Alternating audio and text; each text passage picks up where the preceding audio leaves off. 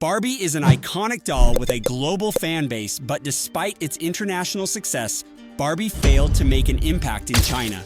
Why did this beloved brand stumble in one of the world's largest and fastest growing markets? In today's video, we'll explore the reasons behind Barbie's failure in China, from cultural disconnects to business missteps, and uncover what lessons brands can learn when entering foreign markets. The global success of Barbie.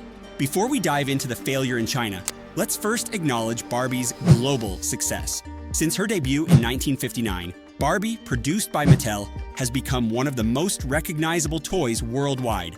Over the decades, Barbie evolved into more than just a doll. She became a symbol of fashion, empowerment, and versatility. Barbie has taken on hundreds of roles, from astronaut to president, and has been a staple in homes across the world.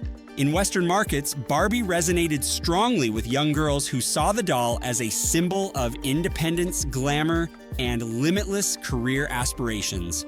The brand adapted to societal changes, offering diverse representations of Barbie to reflect different ethnicities and body types. But despite this success, when Mattel tried to expand Barbie into China, a country with over 1.4 billion people and a massive consumer base, the results were less than stellar. Cultural disconnect. One of the primary reasons for Barbie's failure in China was a cultural disconnect. Barbie, in the US and other Western markets, is portrayed as an independent, glamorous figure who often embodies Western ideals of beauty and lifestyle. However, these ideals did not resonate well with the Chinese market. Different beauty standards. In China, the traditional notions of beauty differ significantly from those in the West. Barbie's slender figure, blonde hair, and Western fashion didn't align with the local perceptions of beauty, where women are often idealized as more modest, with different body types and skin tones. Mattel failed to adapt Barbie's look and appeal to better match local tastes. Cultural values, Barbie's independence, and aspirational career roles may have been empowering to girls in the West, but in China, where family values and collectivism are more emphasized, Barbie's portrayal as a self-sufficient, individualistic woman didn't strike the same chord.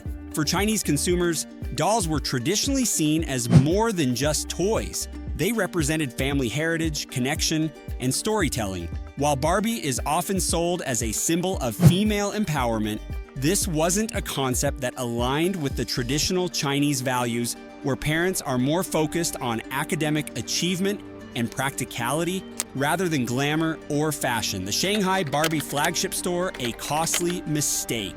In 2009, Mattel made a bold move to launch a 6-story flagship Barbie store in Shanghai, hoping to establish a foothold in the Chinese market. This was not just a store, but a massive experiential space with everything from a Barbie cafe to Barbie-themed activities. The flagship store was a $30 million investment, and Mattel expected it to become a popular destination for Chinese girls and their parents. However, this venture turned out to be a massive failure. The store closed after only 2 years, and it became a symbol of Mattel's miscalculation in understanding the local market. Misjudging consumer demand. While Mattel believed that Chinese consumers would flock to a luxurious, experiential store dedicated to Barbie, they vastly overestimated the demand. Chinese parents were more likely to spend money on educational toys and experiences, not a doll that represented fashion and glamour. Many parents felt Barbie was frivolous compared to the more practical or academic-focused products they preferred for their children. Pricing mismatch. Barbie dolls were also significantly more expensive than other toys available in China.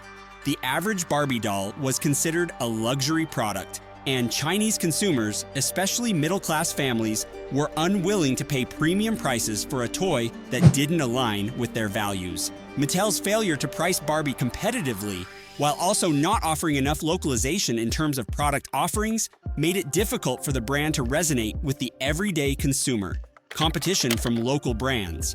In addition to cultural challenges, Barbie faced stiff competition from local toy brands that better understood the Chinese market. Chinese toy makers created dolls that reflected local beauty standards and were often priced more affordably. These dolls were seen as more relatable and in tune with the cultural preferences of Chinese families. Chinese toy companies also leaned heavily into educational toys, which are highly favored by Chinese parents. Many Chinese-made toys focused on learning, development, and creativity, areas that Barbie didn't address in the same way.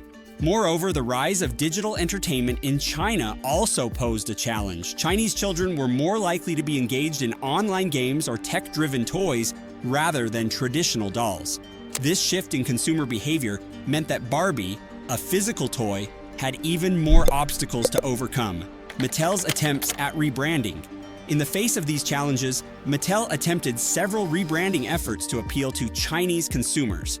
They introduced new versions of Barbie that were culturally sensitive, featuring dolls with Asian facial features, darker hair, and traditional Chinese attire. However, these efforts came too late, and by the time Mattel made these changes, the brand had already lost significant ground to competitors.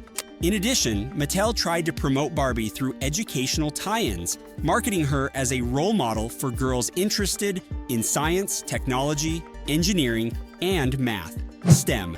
But these campaigns didn't gain much traction as local competitors had already established themselves as leaders in the educational toy market. What could Mattel have done differently? So what went wrong?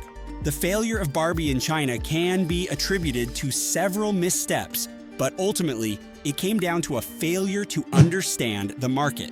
Instead of adapting to the local culture, Mattel assumed that Barbie's global success would translate directly to China without significant changes. Market research. Mattel could have conducted deeper research into consumer preferences in China before launching such an ambitious venture. Understanding local values and tailoring Barbie's image to better reflect Chinese ideals might have helped Barbie resonate more with consumers.